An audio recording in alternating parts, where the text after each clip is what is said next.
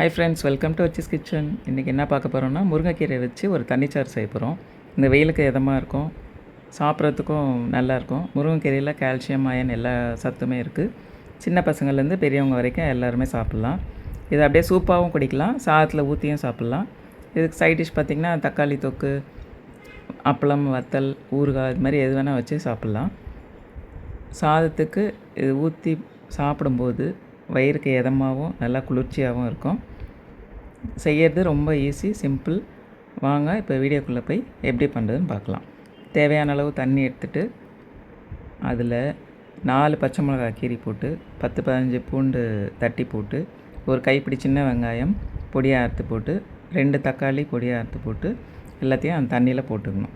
Next பார்த்திங்கன்னா முருங்கைக்கீரையை நல்லா ஆஞ்சி அலசி எடுத்து வடிகட்டி வச்சிடணும். அந்த கீரையை எடுத்து இந்த தண்ணியில் போட்டுடணும்.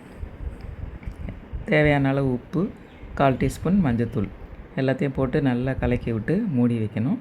மூடி வச்சுட்டு இதுக்கு தேவையான ஒரு மசாலாவை அரைச்சி போட்டுக்கலாம். இப்போ பார்த்திங்கன்னா தேங்காய்னா சும்மா ஒரு சில் அளவுக்கு தேங்காய் அது போதும்.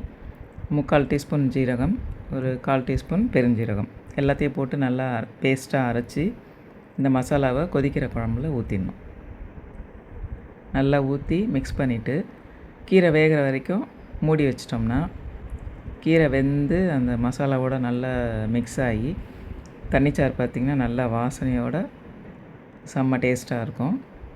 இப்போது நம்ம மூடி வச்சு வெயிட் பண்ணலாம். பார்த்திங்கன்னா இப்போ நல்லா வெந்துருச்சு. இதை ஊற்றி சாப்பிட்டோம்னா அவ்வளோ ஒரு டேஸ்ட்டாக இருக்கும்.